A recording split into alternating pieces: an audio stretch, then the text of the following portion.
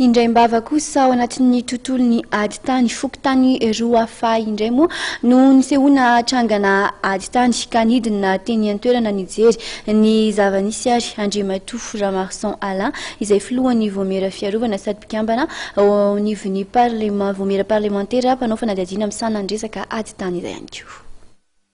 Fokotany miisa roa no nitetezin'Andriamatoa Ramarson Alain filohan'ny voamera fiarovana sady mpikambana ao anivon'ny voamera parlementaire mpanao fanadihadiana misahana ny resaka ady tany ao anivo vilakevitra ambony tetezamita. Nahitana trangana ady tany tokoa ireo fokotany ireo, ny voalohany teny amin'ny fokotany avarapohatra faharetana araka ny fanazavana nentin'ireo mponina eny an-toerana izay hiaran'ny fandroana ankehitriny dia nibodony orinasa vaventy vahiny iray ny tany. Raha tamin'ny androna velomako nandritra ny mandrakizao dia tamin'ny andron'ny dadabe anay no nefa namboly tamin'ny toerana. Efa tonga kosa ndefa ny mpanjana tany dia ndroana teny ny ray aman-dreninay ala teny ary ny fahasandrasanay dia mboly eny mandrakizao.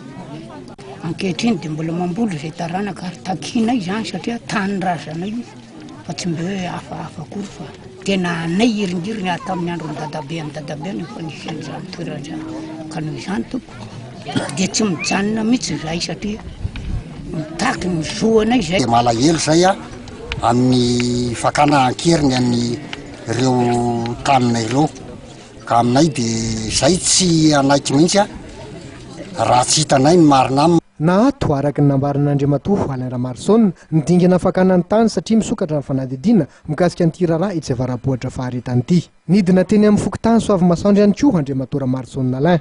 Nikorodana tokoa ny mponina eny an-toerana noho ny fisiana ady tany. Misy olona nilaza ho manana taratasy fanana tany ary nametraka borina tokoa tany izay manamorona ny lakan-dranom-panjakana. Nanangana rindrina sy trano ary nandroaka ny mponina eny an-toerana izy io.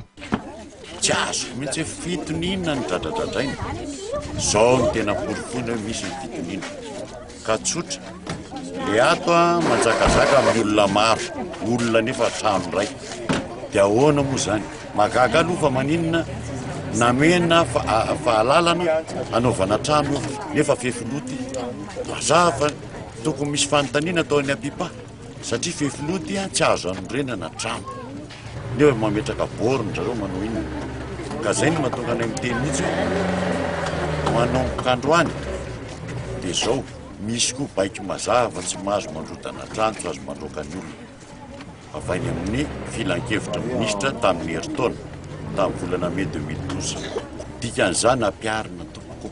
Misokatra ihany koa ankehitriny ny fanadihadiana mikasika ity raharaha ady tany etsy Soavy Masoandro ity.